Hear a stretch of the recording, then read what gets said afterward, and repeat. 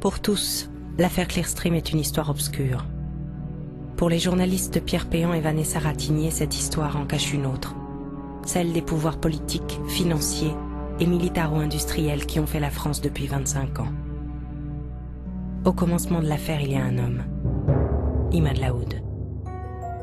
Ancien trader, il est recruté dans les services secrets par le général Rondeau, le plus haut responsable du renseignement français. Il doit retracer les circuits de l'argent de Ben Laden. Pour cette mission, Imad Laoud obtient une couverture chez EADS, le mastodonte européen de l'aéronautique et de l'armement. Alors Imad me fait un grand numéro, je veux me réhabiliter, la France est mon pays, je veux servir mon pays. Donc me voilà, clandestin à la DGSE, sous contrat de consultant avec EADS. Les missiles sont de plus en plus concentrés, ce qu'on appelle la supériorité aérienne.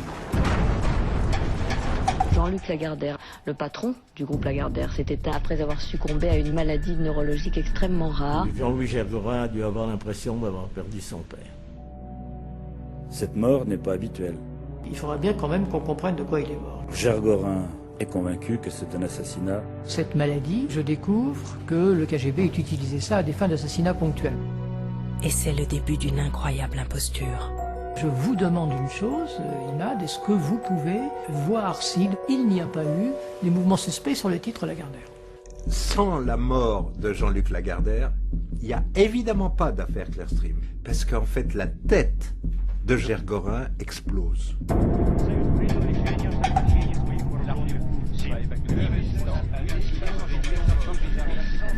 Le principal enjeu, Jean-Luc Lagardère. 40 secondes.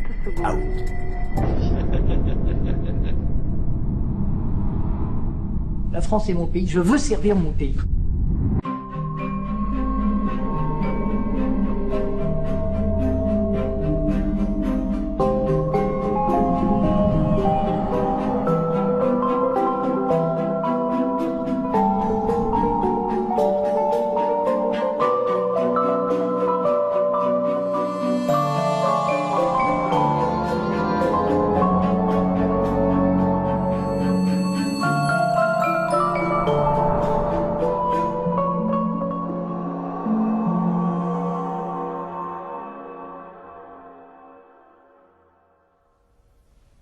Depuis son recrutement par les services de renseignement français en janvier 2003, Imad Laoud rédige des rapports abondants et complexes sur les circuits de l'argent d'Al-Qaïda. Mais pour la DGSE, sa principale mission consiste dans la récupération de documents bancaires au Liban. Des documents concernant l'argent de Ben Laden que Laoud affirmait avoir caché là-bas. Cependant, toutes ces tentatives de récupération ont échoué. À l'été 2003, Antoine, son officier traitant, l'homme qui le débriefe régulièrement pour le compte des services de renseignement extérieur, ne lui fait plus confiance. À ses yeux, Imad Laoud n'est plus crédible et ses motivations sont, pour le moins, floues. Antoine et la DGSE décident de se séparer de leur informateur. On s'est revu pour un café d'adieu avec Antoine, place de la Madeleine, dans un café. Il m'a dit, sache que dans n'importe quelle opération de renseignement, le ver est toujours dans le fruit au départ. Et il m'a donné l'exemple de la révolution russe.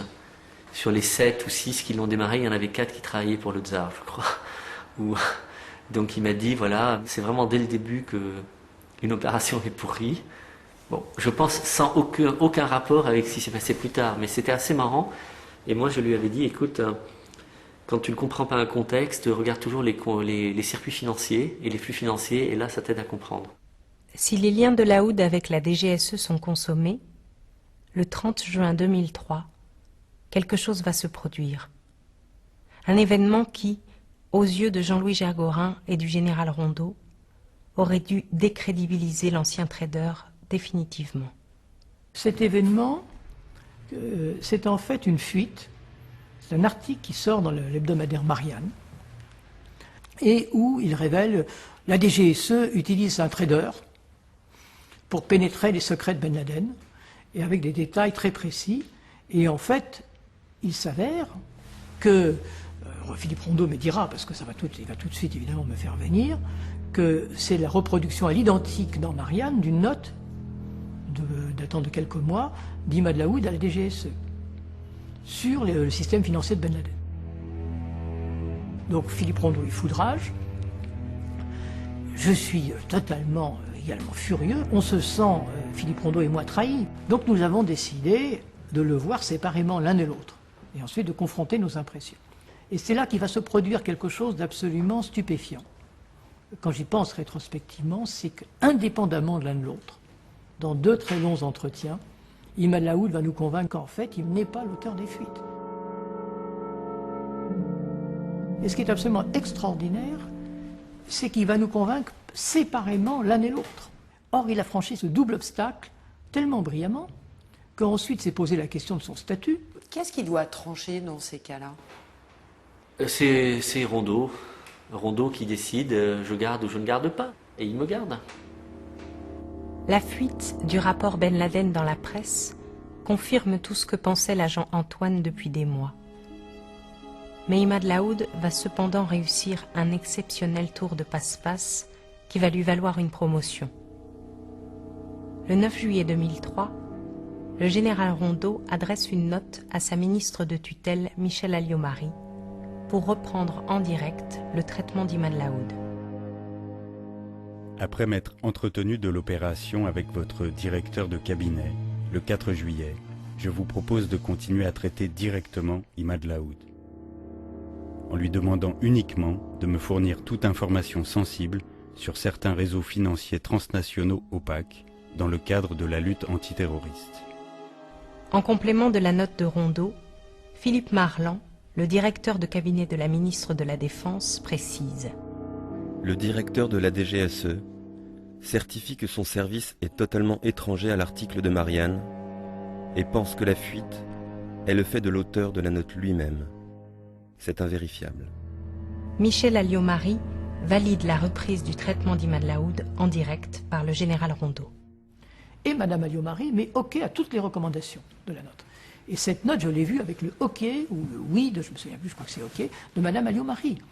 Donc je ne peux pas ne pas penser, en quelque sorte, je suis obligé de penser que c'est vraiment quelqu'un d'exceptionnel dans son domaine pour qu'il ait une telle reconnaissance.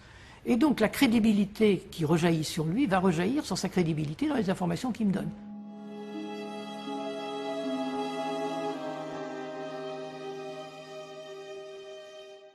C'est complètement dingue ce qui se passe. C'est-à-dire que jamais une source n'est traitée en direct par un homme de cette importance-là. Jamais.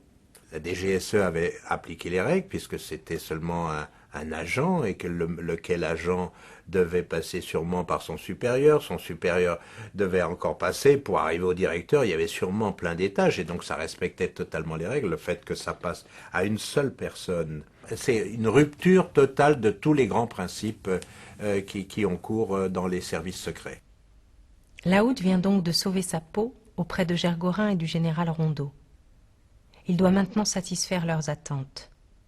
Et Laoud, qui a toujours un coup d'avance, a une idée en tête. Une idée qu'il a dû envisager dès sa première rencontre avec Denis Robert, lorsqu'il récupère les listings de la chambre de compensation Clearstream. Rappelez-vous, c'était 5 mois plus tôt. Il nous fallait l'annuaire des comptes chez Clearstream. Et Denis Robert l'avait. D'où l'opération Denis Robert. À un moment donné, il a une question, il me dit: est-ce que tu as retrouvé un nom qui est Gomez dans tes listings? Et je dis: je sais rien. On fait défiler le listing et il retrouve un compte avec le nom de Gomez. Il me dit: le patron de Thomson. Et le patron de Thomson a des comptes chez Clearstream. J'ai dû lui dire: écoute, il y a un Gomez, c'est effectivement troublant, mais c'est pas Alain Gomez. Il n'y a pas écrit Alain, il y a écrit Hugo Caceres Gomez. Cette idée de Laoud devient encore plus pertinente 15 jours après cette rencontre avec Denis Robert, quand la mort brutale de Jean-Luc Lagardère surprend tout le monde, quand Gergorin commence à imaginer que son mentor, le grand patron de l'armement français, a été assassiné. Et mon inquiétude ne m'avait pas quitté. Mon inquiétude, c'était quand même qui est responsable, si responsabilité il y a de la mort de Jean-Luc Lagardère, et 2, est-ce qu'il y a un danger pour le groupe?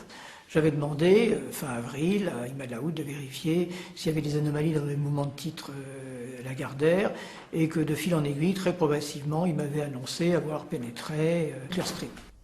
Et à l'été 2003, Imad Laoud commence à construire son incroyable piège. Au centre du piège, les listings de comptes de Clearstream et le nom de l'ennemi historique du groupe Lagardère, propre à nourrir toutes les paranoïas de Jean-Louis Gergorin. Il m'explique en détail le système Clearstream. Enfin, il a toute une logorée dont je sais maintenant qu'elle correspond en partie, mais en partie seulement, à des choses réelles, soit qu'il connaissait, parce qu'il a été un utilisateur du système Clearstream en tant que trader, soit à des vulgarisations ou au contraire développement des thèses de Denis Robert, soit carrément à des choses purement inventées ou mal interprétées par lui. Et donc il aboutit à une espèce de compendium complexe sur le système Clearstream.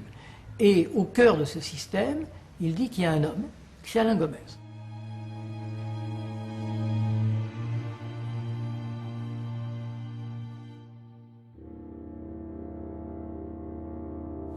Il faut visualiser la scène. Vous avez un écran, un fichier Excel ouvert sur l'écran, et puis on descend, comme ça. Il y a 33 000 noms.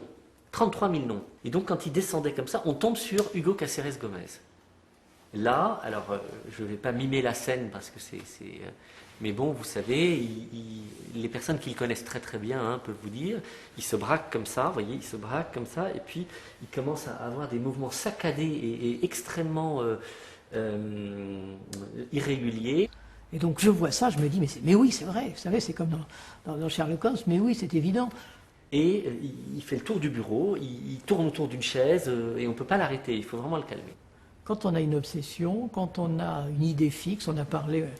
Je crois que c'est un de mes conseils à parler d'effet tunnel. On est dans un tunnel, on a l'impression que tout s'emboîte dans le même sens. Donc je suis complètement dans cet univers. C'est une incroyable entreprise c'est une entreprise. Pour vous capter, pour vous... Vous êtes complètement ferré, là. Et tout ceci est prodigieusement cohérent. Et cette cohérence constante a été un facteur très important de crédibilité. Le 1er octobre 2003, Gergorin alerte Rondeau et lui remet des premiers documents. Des documents fournis par Laoud. Mais le premier faux listing Clearstream, c'est Laoud qui l'apporte au général, le 6 novembre 2003. Un document que Laoud a toujours démenti avoir falsifié. Un mélange de comptes réels et de noms ajoutés. Dans ce document, des politiques, des industriels de l'armement, des gens des services secrets, des oligarques russes, des mafieux, des hommes d'affaires.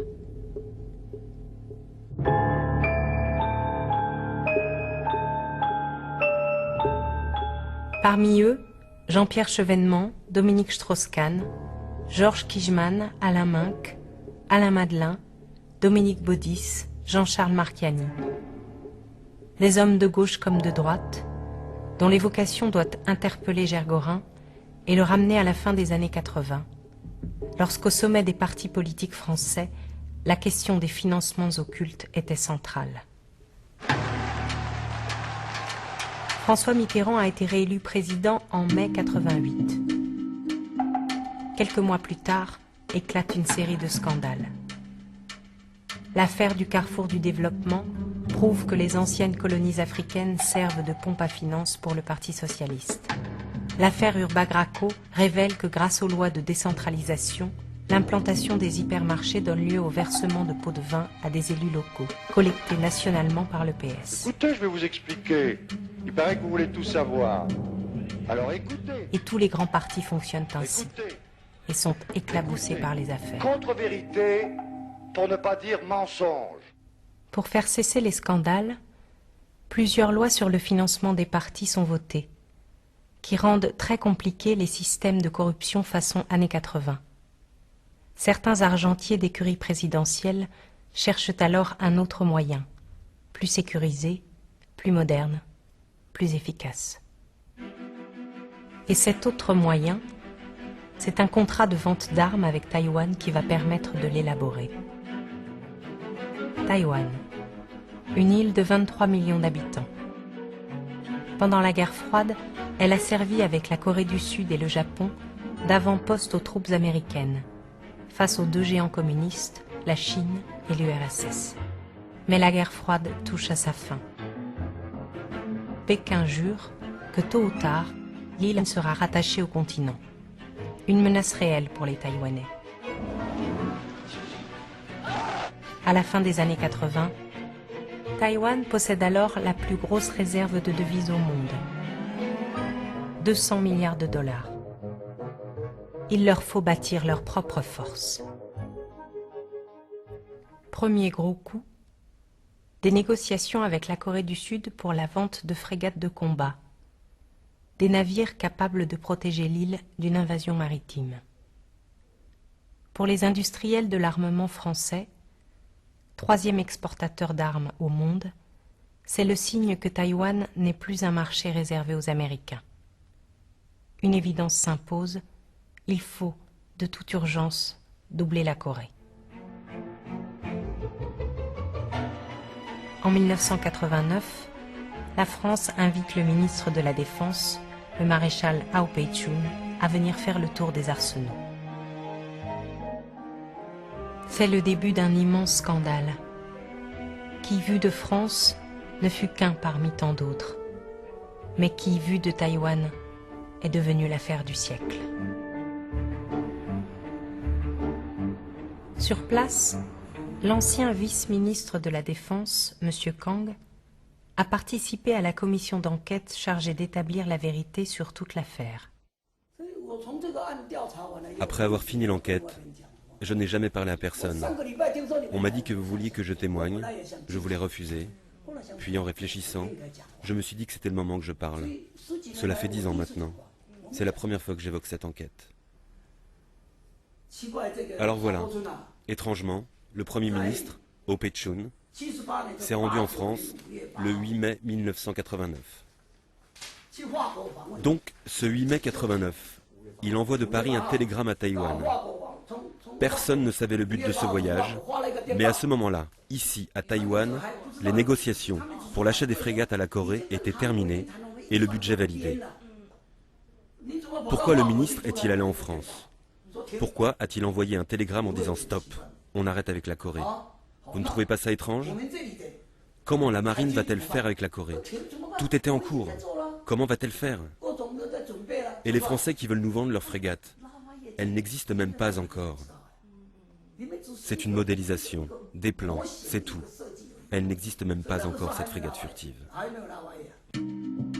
Effectivement, ce que voit le maréchal Hao Pei-chun en France n'existe qu'à l'état de maquette. Mais quelle maquette? Les premières frégates furtives au monde. Les frégates Lafayette, 125 mètres, 3600 tonnes, ne sont censées laisser qu'un signal de bateau de pêche sur les meilleurs radars. Paris Chang, membre du Conseil national de défense à Taïwan, participera également aux enquêtes.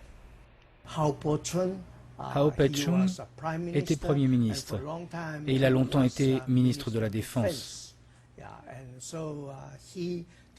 Alors, avec un groupe de gens autour de lui, des gens avec lesquels il travaillait, ils ont essayé de toucher des commissions, de l'argent en provenance des entreprises et des industriels et de ceux qui sont impliqués dans cette affaire.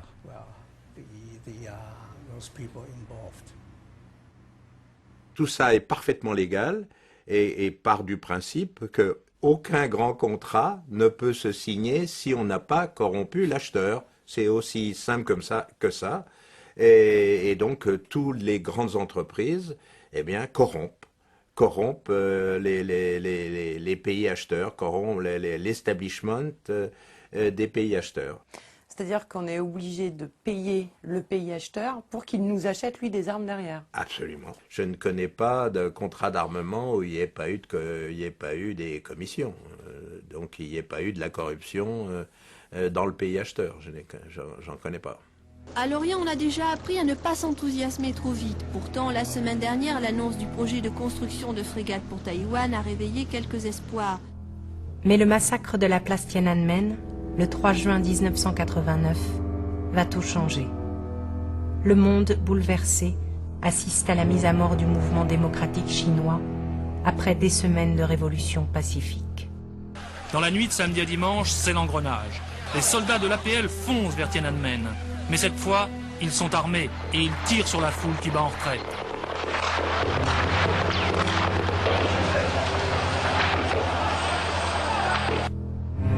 Article 1er. Les hommes naissent et demeurent libres et égaux en droit. François Mitterrand, en pleine célébration du bicentenaire de la Révolution française, décide de représailles diplomatiques et gèle les relations avec Pékin. En tête du défilé du 14 juillet, 1 millier de jeunes Chinois viennent rappeler que la France est la patrie des droits de l'homme. Le contrat avec Taïwan prend alors un tout autre relief. Pékin, humilié, fait comprendre à la France que la vente des frégates s'apparente à une quasi-déclaration de guerre. Roland Dumas, alors ministre des Affaires étrangères, décide de calmer le jeu et oppose son veto à la vente des frégates. Bonjour à tous. La France ne vendra pas de frégates à Taïwan. Matignon l'a fait savoir hier soir. Cette marche arrière du gouvernement Rocard ne s'est pas fait de gaieté de cœur, on s'en doute. Le marché pesait, je vous le rappelle, 11 milliards de francs. Cette obéissance, entre guillemets, à la Chine, qui était opposée, je vous le rappelle, au projet français, coûte également très cher à Lorient. Lorient aurait dû normalement construire 6 bâtiments sur le modèle de la frégate Lafayette. Pour les 4000 employés de l'Arsenal, la déception est grande. Ce sont près de 7 millions d'heures de travail qui prennent ainsi le large. C'est un peu difficile à encaisser. Ceci dit, les raisons qui sont invoquées nous échappent. Quand on se heurte à la raison d'État, on ne peut pas dire grand-chose. Sinon, notre profond regret, car il est certain que cette commande, s'il avait été concrétisée, car ce n'était pas encore fait, aurait apporté un ballon d'oxygène considérable dans l'économie locale. Pour la DCN, la direction des constructions navales, c'est un revers commercial. Mais pour Thomson, qui pilote l'opération, c'est un échec stratégique majeur. Alain Gomez décide de tenter le tout pour le tout afin de renverser la tendance.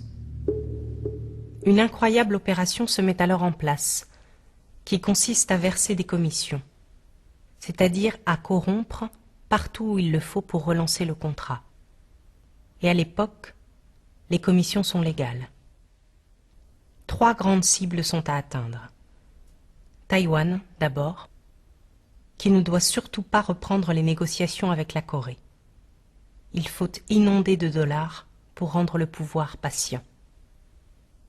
La Chine, ensuite.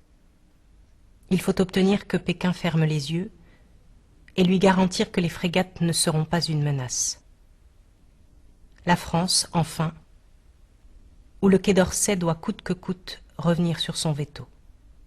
L'existence de 3 réseaux dans l'affaire des frégates de Taïwan montre clairement que ce n'est pas des opérations simples. C'est-à-dire que savoir qu'il faut corrompre est une chose, savoir comment corrompre en est une autre, et ça, ce sont des... Il faut effectivement, c'est très casse-gueule, c'est très... Il faut faire extraordinairement attention, et il y a beaucoup de contrats dans tous les pays qui ont été cassés parce que la corruption a été une corruption qui était mal faite. Donc pas de grand contrat d'armement sans corruption et pas de corruption sans intermédiaire. On peut le dire, on peut le dire. Oui. Il y a dans chaque grande entreprise qui vend à l'étranger, notamment dans l'armement, des spécialistes, des gens qui savent où on doit corrompre, combien, comment et combien de l'un par rapport à l'autre, si on va avoir une chance d'obtenir le contrat.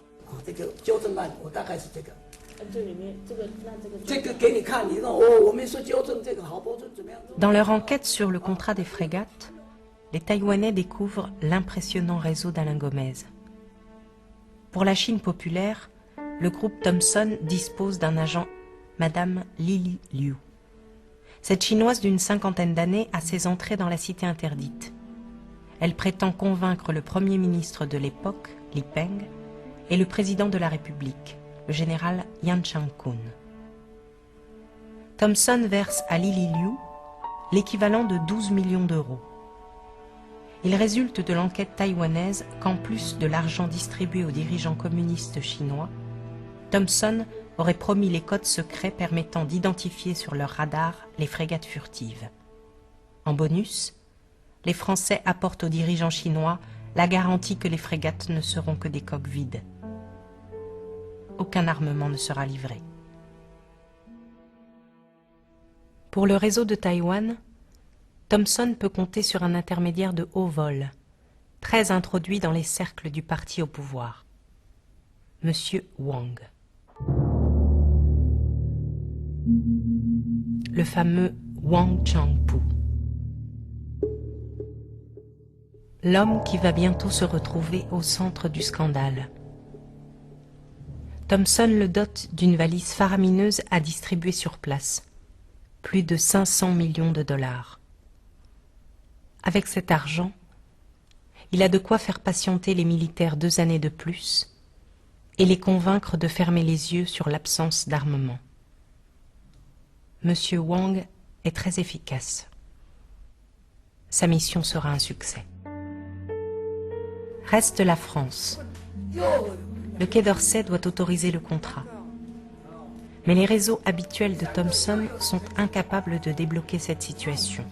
La direction du groupe se tourne alors vers l'entreprise française chargée par le général de Gaulle au début des années 60 de veiller aux intérêts stratégiques de la France à l'étranger, le pétrolier Elf.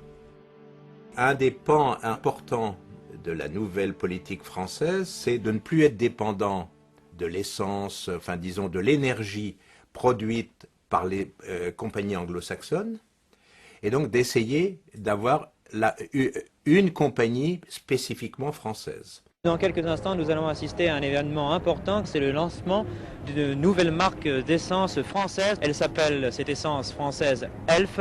C'est un des points essentiels du retour à l'indépendance française. L'indépendance énergétique. L'indépendance énergétique. Et donc, il faut revoir toute la géopolitique, c'est-à-dire que la France va perdre l'Algérie. L'essentiel du pétrole français était dans le Sahara c'est fini. Et donc, il va falloir trouver d'autres sources pétrolières, et donc ça va être l'Afrique. Premier producteur du Gabon, Elf tire 15% de sa production mondiale de ses gisements, et notamment de ses quelques 66 plateformes en mer. L'Afrique nouvellement indépendante s'installe un système qu'on va appeler le système néocolonial, et ça consiste à arranger les choses, c'est-à-dire faire en sorte que les pays, surtout les pays pétroliers d'Afrique, ne posent pas trop de problèmes. Et elle va être aussi le bras armé de la politique africaine de la France. Et donc ça va être complètement essentiel. Mais aussi, comme il travaille à l'abri du secret d'État, ça va être aussi, une des autres fonctions, c'est de mettre de l'huile dans les rouages de la politique française aussi. Et tout ça à l'abri des regards, puisqu'on est à l'époque au cœur de l'État et donc protégé par le secret d'État. À la fin des années 80, 2 hommes dirigent les réseaux de corruption au sein du groupe Elf, André Tarallo et Alfred Sirven. Lequel Alfred Sirven détient un atout majeur. Un agent d'influence très proche de Roland Dumas, le ministre qui bloque la signature du contrat. Cet agent, c'est Christine de Viéjoncourt. J'ai fait mon travail, j'ai travaillé pendant 1 an, j'ai été payé pour ça, j'ai rendu l'argent et j'ai réussi à vendre les frégates de Taïwan et à faire lever le veto. C'est clair. Le veto qui était celui de Roland Dumas. Le veto qui était celui de Roland Dumas. La preuve, c'est qu'il a levé. Je suis rentrée chez Elf en 89 et en 90, début 90, fin 89, je fais un voyage à Genève avec Alfred Sirven. Et dans l'avion d'Elf, il y a un monsieur qui se trouve là.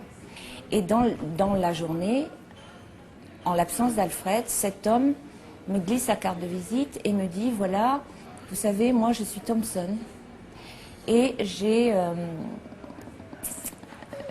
on a un gros problème, et il m'explique le marché des frégates à Taïwan, il me dit que Roland Dumas bloque. Moi j'écoute ça, je ne comprends pas bien, je prends sa carte de visite, et voilà. Alfred revient et on change de conversation. Cet homme que j'ai rencontré à Genève, 3 jours après m'appelle et me dit « je voudrais qu'on déjeune ». Moi, je l'avais vu tellement bien avec Alfred et tellement en bonne compagnie avec lui. Je voyais qu'ils s'entendaient. Bon, j'ai accepté. On s'est donné rendez-vous à la Porte-Maillot. Et là, il m'a fait monter dans sa voiture. Et je ne comprenais pas où on allait. Je lui ai dit, on ne déjeune pas là. Il m'a dit non, non. Et je me suis retrouvée au restaurant du président, Gomez, au dernier étage de la Tour Thomson à La Défense. Devant, je ne sais pas, il y avait 8 messieurs qui étaient là, sauf Gomez. Je dis rien, je ne comprends pas bien ce qui m'arrive. Et pendant tout le déjeuner, il ne parle que des frégates à Taïwan.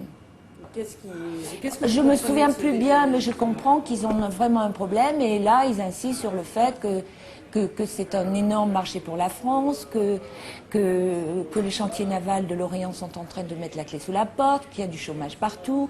Et puis j'écoute et je dis rien. Comment on réagit après ça? Alors il réagit très mal, il est furieux que ces gens m'aient fait venir et il dit mais tu travailles pour elle, qu'est-ce que c'est que ça? Tu ne réponds plus à ces gens, je m'en occupe. Au bout de 8-10 jours il revient et il me dit voilà...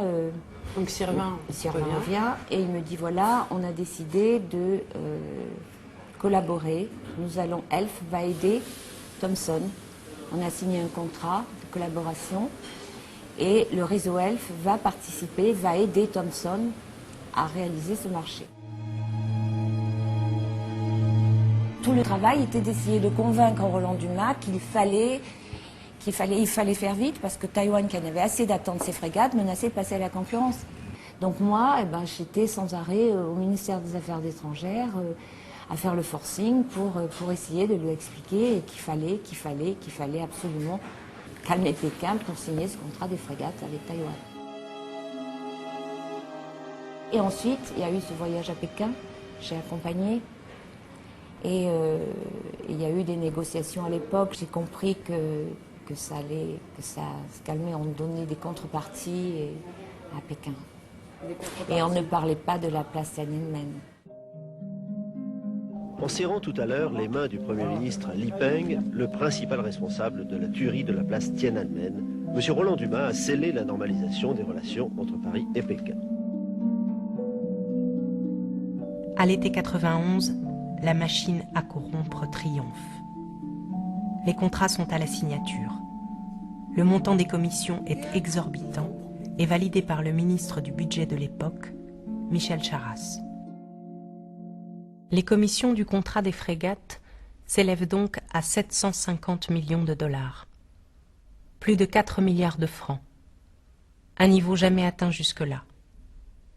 J'ai entendu la première fois le mot de rétrocommission, je crois à propos des frégates de Taïwan. La rétrocommission est disons, encore plus terrible et plus difficile encore à accepter que la commission elle-même, puisque ça veut dire que celui qui vend est au fond le plus corrompu, puisque non seulement il corrompt, ce qui est déjà un geste terrible de corrompre, mais il estime que le corrompu doit à son tour accepter de lui reverser l'argent, lui, le corrupteur. L'ampleur et la complexité des tractations avec la Chine et Taïwan alertent les services secrets français. La DGSE, Direction générale de la sécurité extérieure, envoie à Taïwan un de ses agents, Thierry Imbaud. Il doit surveiller les ventes d'armes et tout particulièrement le contrat des frégates. Le 31 août 1991, Taïwan achète officiellement 6 frégates Lafayette pour plus de 14 milliards de francs. La machine à corrompre est si juteuse que le montant du contrat va encore augmenter pour atteindre au final plus de 16 milliards de francs, dont près de 30% de commission. L'avenant qui formalise cette dernière augmentation est validé sous baladure par le ministre du Budget, Nicolas Sarkozy.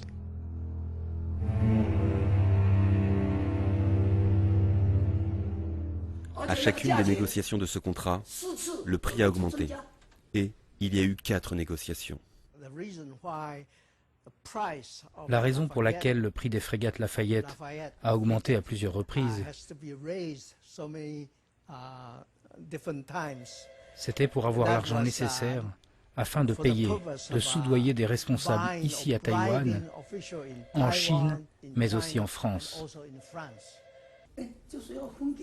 Ça a servi à corrompre, à distribuer de l'argent.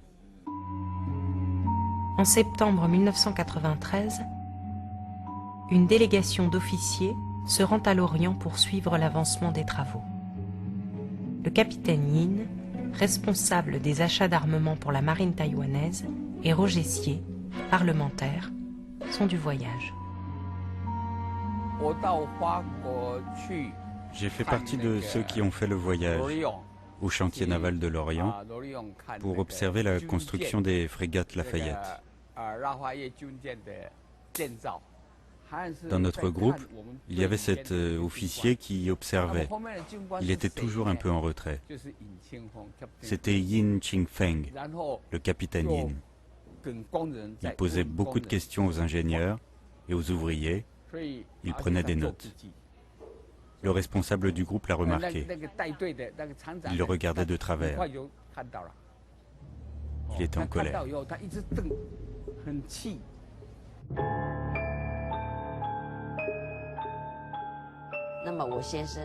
Mon mari était un homme sérieux. Il a donc noté tout ce qu'il a constaté à l'Orient, en France.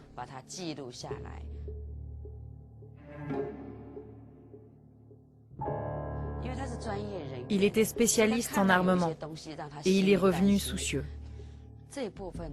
Il m'a parlé d'un de ses collaborateurs qui participait avec lui à ce voyage à l'Orient. Le capitaine Kuo. Avec ce capitaine, il semblait y avoir un problème. Mais il ne m'a pas précisé quel problème. Il s'est mis à surveiller Kuo. Il était très anxieux.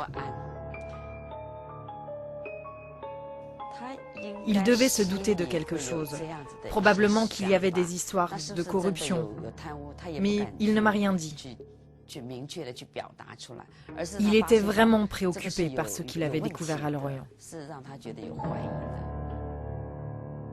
Yin et la délégation rentrent à Taipei.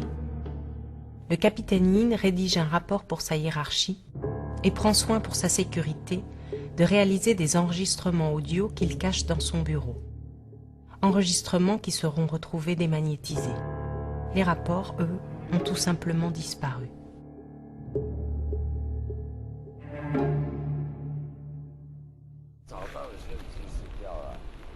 On l'a retrouvé là. Il était déjà mort. Là où il y a le pêcheur avec sa voiture, c'est l'endroit où on a jeté le corps en mer. Une fois le corps abandonné, il a flotté avec le courant jusqu'à l'autre côté de la baie. Il a flotté comme ça, de là-bas, jusqu'à l'autre côté. Le lendemain matin, le 10 décembre 93, à 8 h, un pêcheur a découvert le corps. Mon mari ne m'a pas téléphoné pendant 2 jours, alors je l'ai appelé à son bureau. Et là, j'ai entendu la secrétaire dire à son chef, « Est-ce qu'on doit lui dire ?» Quand j'ai entendu ça, je n'ai pas compris. Alors j'ai demandé, « Dites-moi ce qui se passe. » J'ai exigé qu'on me dise quel était le problème. La secrétaire m'a répondu, « Votre mari est mort. On a trouvé son corps. »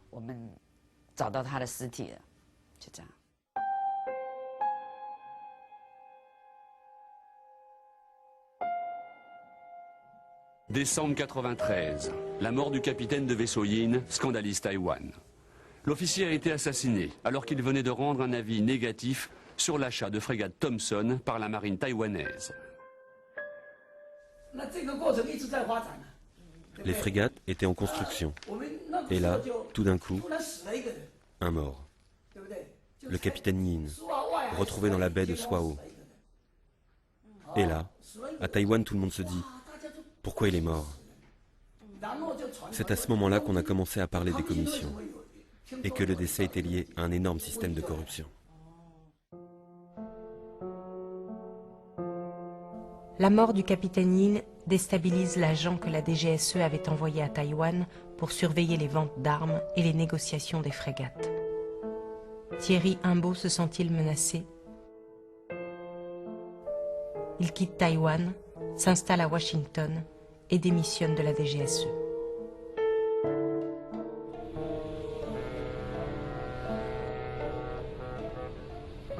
À Taïwan même, l'enquête remonte très vite à l'un des commanditaires du meurtre, le collègue et supérieur de Yin, le capitaine Kuo. Arrêté, il est jeté en prison pour corruption. Kuo pouvait sortir de prison il y a 5 ans, mais il n'a pas osé. Il pouvait, mais il n'a pas voulu, et il y est encore. Je lui ai rendu visite et je lui ai dit que dans sa condamnation, il y a des choses que je n'avais pas comprises, qu'il y avait peut-être des éléments injustes. Je lui ai proposé mon aide.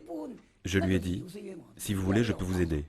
Je lui ai rendu visite 3 fois et il m'a répondu, non, non, non. Voyez comme il a peur.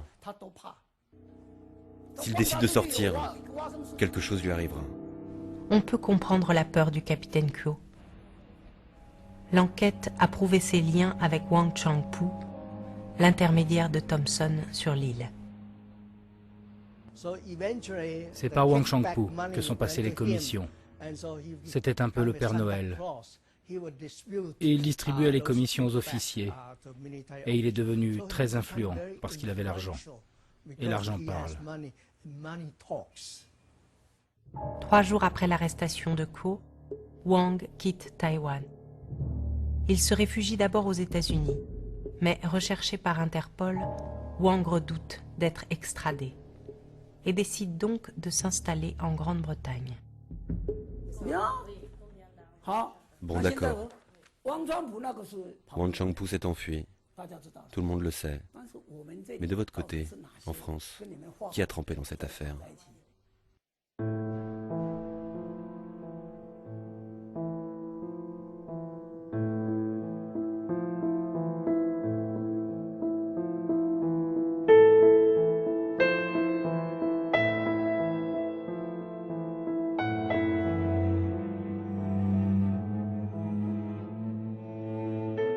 Depuis des années maintenant, cette même question est lancée depuis Taïwan. S'il y eut commission, il y eut aussi rétrocommission, de l'argent qui serait revenu en France. Mais qui aurait envie de porter plainte? Qui, en France, aurait intérêt à ce qu'une instruction se penche sur ce dossier sulfureux? Il faudra attendre 1994 et les règlements de compte entre dirigeants du groupe Elf pour que la juge Eva Joly découvre l'existence du réseau de corruption d'Alfred Sirven. C'est ainsi que Christine de Viéjoncourt est apparue dans l'actualité et qu'a commencé le feuilleton de l'affaire Dumas. Mais l'enquête n'ira pas plus loin. Eva Joly mobilisera la juge Wiśniewski puis le juge Van Ruymbeck pour l'aider. Mais le dossier des frégates ne remontera pas plus haut. Et malheur à celui qui veut parler.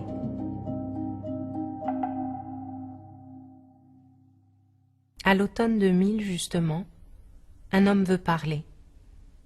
C'est l'ex-agent de la DGSE à Taïwan, Thierry Imbaud. Il rentre en France et veut y installer sa famille. On lui conseille d'être discret, mais ça n'est pas comme cela qu'il voit les choses. Il prend contact avec un journaliste. Il a rendez-vous le 11 octobre, mais dans la nuit du 10, Thierry Imbaud tombe de chez lui, par la fenêtre du 4e étage, et s'écrase à plus de 4,50 m du mur. L'enquête conclut à un accident. Alors qu'il fermait les volets, à 2 h du matin, toutes lumières éteintes, un grand coup de vent l'aurait emporté.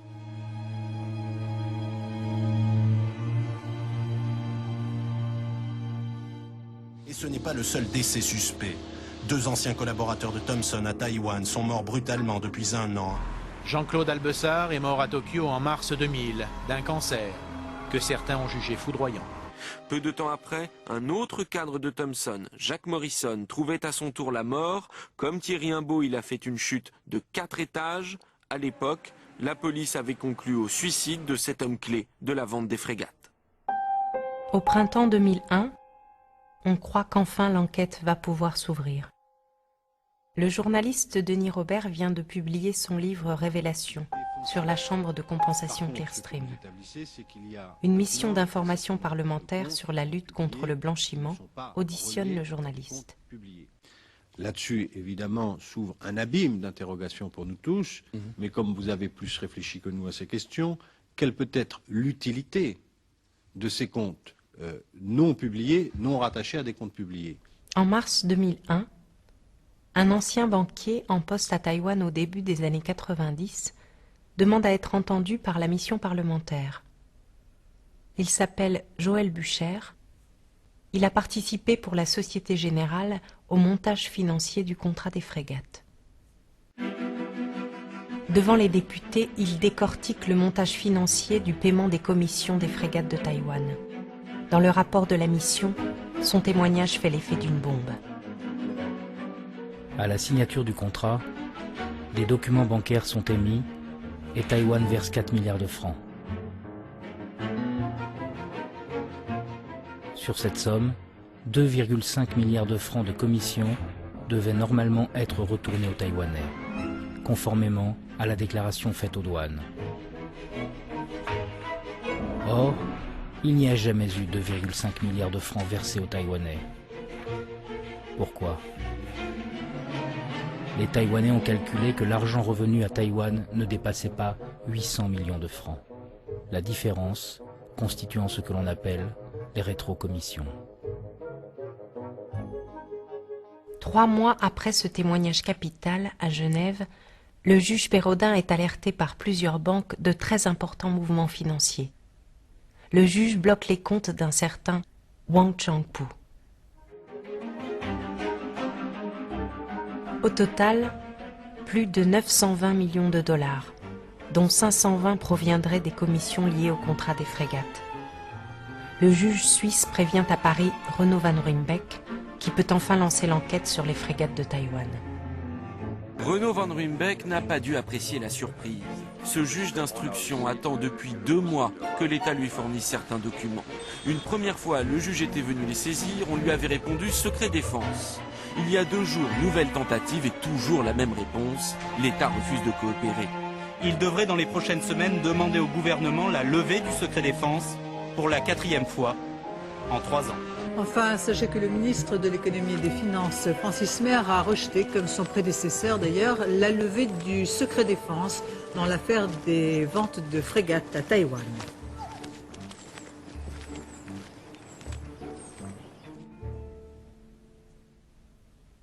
À l'automne 2003, on en est là de l'affaire des frégates et de l'enquête du juge Van Ruymbeck, quand Imad Laoud commence à fabriquer ses faux listings Clearstream, ce qu'il dément, rappelons-le. Son but est de prouver à Jean-Louis Gergorin qu'il est parvenu à identifier un compte soi-disant attribué à Alain Gomez dans ses recherches de mouvements suspects sur le titre Lagardère. Une enquête demandée par Gergorin, convaincu que Jean-Luc Lagardère, son patron, a été assassiné. Et comme les seules morts suspectes connues dans les ventes d'armes françaises concernent l'affaire des frégates, Laoud va nourrir la paranoïa de son nouveau patron en accolant le nom de Gomez à celui de Wang Changpu.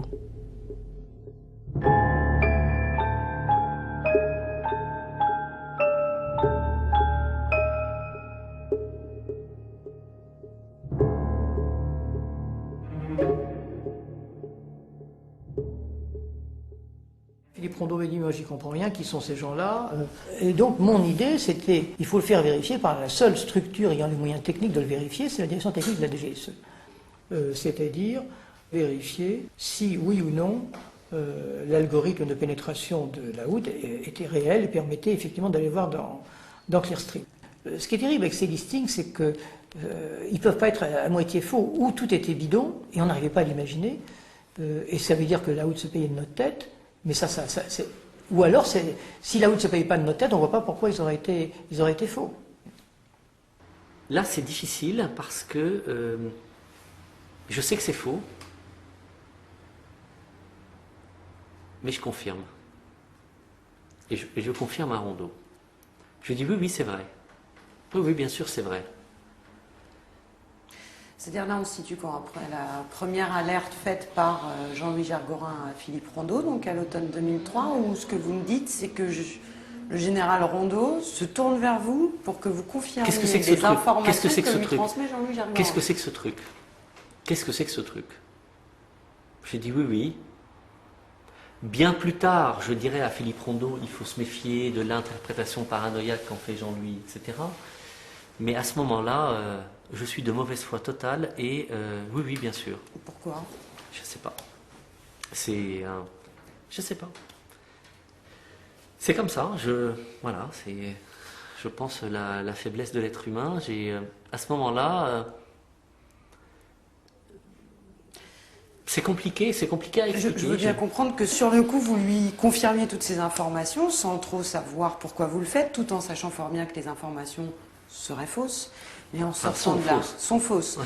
Quand vous sortez de là et que vous vous dites, mais pourquoi je lui ai pas dit ce que je sais? Pourquoi je lui ai pas dit que je trouve qu'il y a quelque chose qui fonctionne pas, que c'est pas vrai, que moi je le sens pas comme ça? Parce que si vous le dites, finalement, il y a tout qui s'arrête.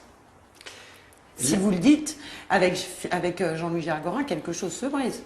Ah ben si je dis à Jean-Louis Gergorin que c'est bidonné et que je dis à Jean-Louis Gergorin, j'ai dit à Rondeau que c'est bidonné, oui, c'est fini. Là, il coupe tout. Il passe à un autre consultant. Vous savez, je pense qu'on va la refaire.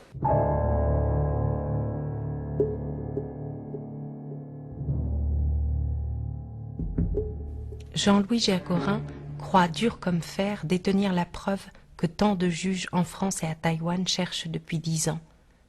La preuve de l'existence d'un tentaculaire réseau de corruption impliquant l'élite française. Mais le général Rondeau refuse de mêler la DGSE à cette affaire. Jean-Louis Gergorin n'a plus qu'une issue, aller en parler à son grand ami, Dominique de Villepin.